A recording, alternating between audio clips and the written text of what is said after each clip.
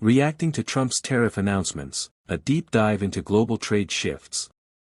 The announcement that shook the markets.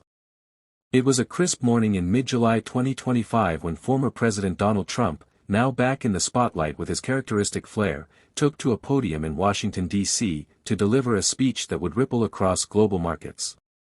The announcement was bold, unapologetic, and quintessentially Trump: new tariffs on goods from China, Russia, India, and, surprisingly, the United Kingdom. The crowd, a mix of supporters and skeptical reporters, buzzed with anticipation as he laid out his vision for bringing America back to economic greatness. But what did it all mean? For the average American, for global trade, for small businesses, and for the interconnected web of international economies, the implications were vast and complex. Let's dive into the speech, unpack the tariffs, and explore what this means for you. Whether you're a consumer, a business owner, or just someone trying to make sense of the world. The speech itself was a masterclass in Trump's rhetorical style, part showmanship, part policy bombshell. He painted a picture of an America under siege by foreign economies, accusing nations like China of stealing jobs and Russia of undermining our energy independence. India, he claimed, was flooding the U.S. market with cheap goods, while the UK, perhaps the most unexpected target, was called out for unfair trade practices in post-Brexit deals. The tariffs, he promised, would level the playing field, protect American workers, and bring manufacturing back home. But as the news spread, markets trembled, analysts scrambled, and everyday people began to wonder, how will this affect me? The tariffs, what's on the table?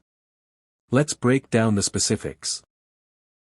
According to posts found on X, Trump's announcement included a staggering 100% tariff on Russian goods, a move tied to geopolitical tensions and NATO's recent weapons announcements.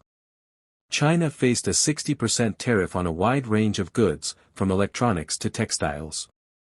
India was hit with a 40% tariff, particularly targeting pharmaceuticals and tech components, while the UK faced a 25% tariff on select industries like automotive and luxury goods.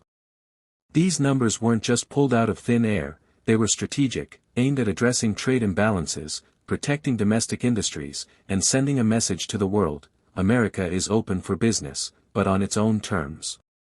For context, tariffs are taxes imposed on imported goods, designed to make foreign products more expensive and encourage consumers to buy domestically.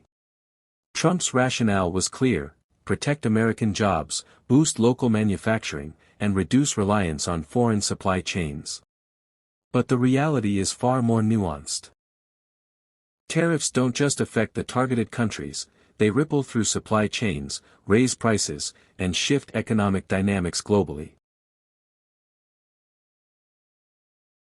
To understand the impact, let's explore each country's role in this trade saga and what these tariffs mean for different stakeholders. China, the economic giant in the crosshairs. China, the world's second-largest economy, has long been a focal point of Trump's trade policies. His first term saw the U.S.-China trade war, with tariffs sparking tit-for-tat retaliations. This time, the 60% tariff is a bold escalation. China supplies everything from smartphones to clothing to the U.S., and a tariff of this magnitude could significantly increase costs for American consumers. Imagine walking into a store to buy a new laptop or a pair of sneakers. Suddenly, the price tags are 20 to 30% higher. That's the immediate effect for the average American. But it's not just consumers who will feel the pinch. Small businesses that rely on Chinese components, like electronics manufacturers or clothing retailers, will face higher costs. Some may pass these costs on to customers, while others may struggle to stay competitive. Larger corporations, with their global supply chains, might pivot to other countries, but that takes time and money. And what about China's response? History suggests they won't sit idly by. Retaliatory tariffs on American goods, like soybeans, cars, or tech, could hurt U.S. exporters. The U.S.-China relationship, already strained by geopolitical tensions, could sour further, impacting everything from diplomatic talks to global stability. On the flip side, Trump supporters argue that these tariffs will force companies to bring manufacturing back to the U.S. Take the example of a hypothetical widget factory in Ohio. With Chinese widgets now more expensive, American factories might see a surge in demand. Jobs could return, communities could thrive, and the "Made in America" label could regain its luster. But there's a catch. Building factories, training workers, and scaling production isn't cheap or quick. In the short term, prices will rise, and consumers will bear the brunt. Russia, a geopolitical power play. The 100% tariff on Russia is less about economics and more about geopolitics. Russia's economy is heavily tied to energy exports, but it also supplies metals, chemicals, and some manufactured goods to the U.S. Trump's announcement, as noted in X posts, comes on the heels of NATO's weapons buildup, suggesting a broader strategy to isolate Russia economically. For American consumers, the impact might be less noticeable. Russia isn't a major supplier of everyday goods. But for industries like steel or aerospace, which rely on Russian metals, costs could spike. This tariff also sends a signal to allies and adversaries alike. By targeting Russia so aggressively, Trump is doubling down on a hardline stance, potentially rallying domestic support among those wary of Russia's global influence. However, Russia could retaliate by restricting energy exports to Europe, driving up global oil and gas prices. For Americans, this could mean higher prices at the pump, a reminder that even targeted tariffs have global consequences. India, the rising star under pressure. India's inclusion on the tariff list raised eyebrows. As a rapidly growing economy, India supplies the U.S. with pharmaceuticals, tech components, and textiles. The 40% tariff could disrupt these industries significantly. For example, generic drugs from India keep healthcare costs down for millions of Americans. Higher tariffs could mean pricier prescriptions, hitting the elderly and low-income families hardest. Tech companies, already grappling with chip shortages, might face delays and cost increases as they source components from elsewhere. For India, the tariffs could strain U.S.-India relations, which have been strengthening as a counterbalance to China. Indian companies might pivot to other markets, like Europe or Southeast Asia, but that shift won't happen overnight. Meanwhile, American businesses that rely on Indian outsourcing, think call centers or IT services, might face higher costs, which could trickle down to consumers. But there's a silver lining for some. American pharmaceutical companies, for instance, could see a boost if Indian generics become less competitive.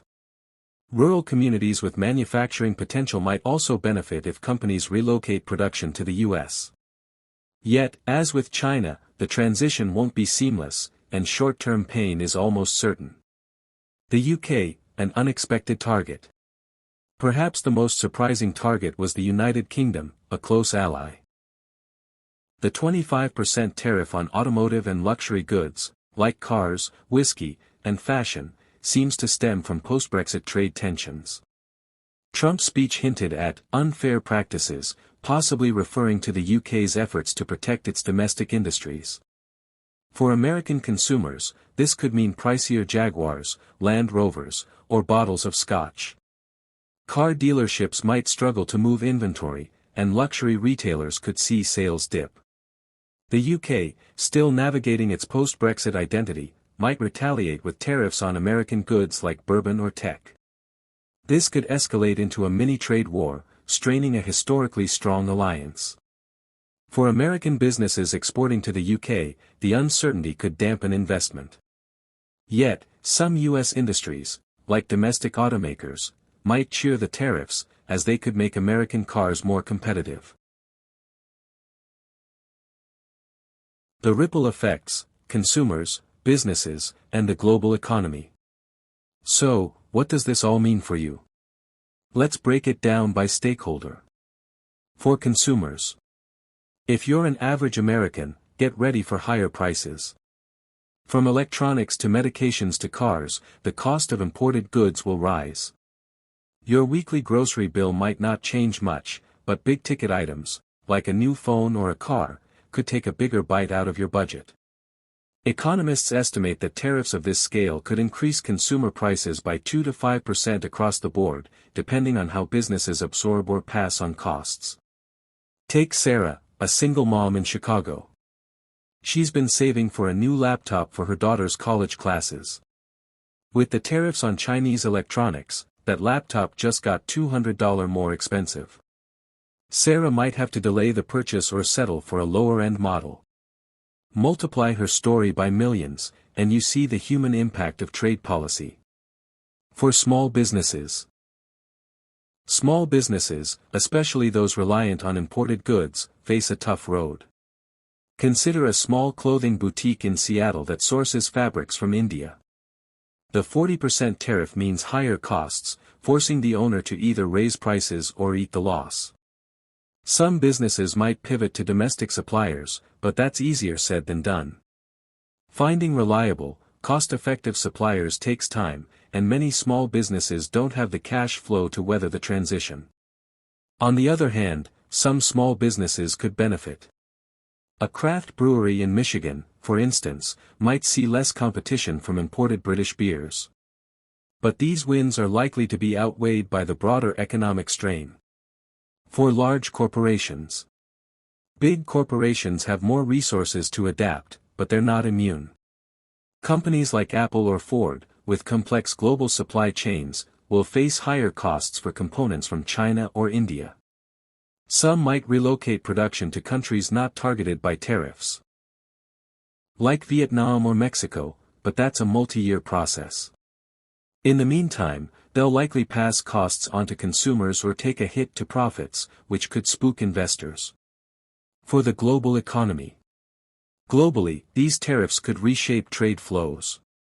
China and India might deepen ties with other markets, like the EU or ASEAN, reducing their reliance on the US. Russia's isolation could push it closer to non-Western allies like China or Iran. The UK, caught off guard, might scramble to renegotiate trade deals with the US or double down on European partnerships. The risk of a fragmented global economy, split into competing trade blocs, looms large. The political angle, why now? Trump's timing isn't random. With the 2024 election behind him and a new term underway, he's flexing his economic muscle to deliver on campaign promises. Tariffs resonate with his base, who see them as a stand against globalization's excesses. But they also risk alienating moderates and businesses wary of economic disruption. The inclusion of the UK, in particular, suggests a broader strategy. No country, ally or not, is off-limits if it's seen as undermining American interests. Geopolitics also plays a role. The Russia tariff aligns with heightened tensions over NATO and Ukraine. The China tariff reflects ongoing concerns about tech rivalry and supply chain security. India and the UK, while less obvious, may be bargaining chips in broader trade negotiations. Trump's approach is high-stakes poker, bet big, and see who blinks first. The counterarguments, are tariffs the answer? Not everyone is on board. Economists like Paul Krugman argue that tariffs often backfire, raising prices without delivering promised jobs. The Peterson Institute for International Economics estimates that Trump's previous tariffs cost American consumers $40 billion annually in higher prices. Critics also warn of retaliation. China could target U.S. farmers, Russia could disrupt energy markets, and the UK could slap tariffs on American exports. The result? A potential lose-lose scenario where everyone pays more. There's also the question of execution. Tariffs sound simple, but implementing them is a logistical nightmare. Customs agencies will need to ramp up enforcement, businesses will face compliance costs, and legal challenges could delay or dilute the tariff's impact. Plus, there's the risk of inflation, already a concern in 2025's post-pandemic economy. A personal perspective, what can you do? As an individual, navigating this new reality requires pragmatism. Here are a few steps you can take. Budget for higher prices. If you're planning major purchases, like electronics or a car, consider buying sooner rather than later, before tariffs fully kick in. Keep an eye on sales or second-hand markets to offset costs. Support local businesses. If tariffs make imported goods pricier, look for American-made alternatives. From clothing to food, supporting domestic producers can help mitigate the impact and boost local economies. Stay informed. Trade policy is complex, and the situation will evolve. Follow reputable news sources and economic analysts to understand how tariffs affect your industry or community. X posts can offer a pulse on public sentiment, but verify claims with primary sources. Advocate for balance. If you're concerned about the tariff's impact, engage with your elected officials. Whether you support or oppose the policy, your voice matters in shaping the debate. Looking ahead, a new economic era. Trump's tariff announcements mark a pivotal moment in global trade. They're a gamble, a bet that short-term pain will lead to long-term gain for American workers and industries. But the outcome is far from certain. Will factories return to the Rust Belt? Will consumers adapt to higher prices? Will other nations retaliate, or will they negotiate? Only time will tell. For now, the world watches as markets adjust, diplomats scramble, and everyday people brace for change. The tariffs are more than a policy, they're a statement about America's role in a rapidly shifting world. Whether you're cheering from the sidelines or bracing for the impact, one thing is clear: the economic landscape is about to get a lot more interesting.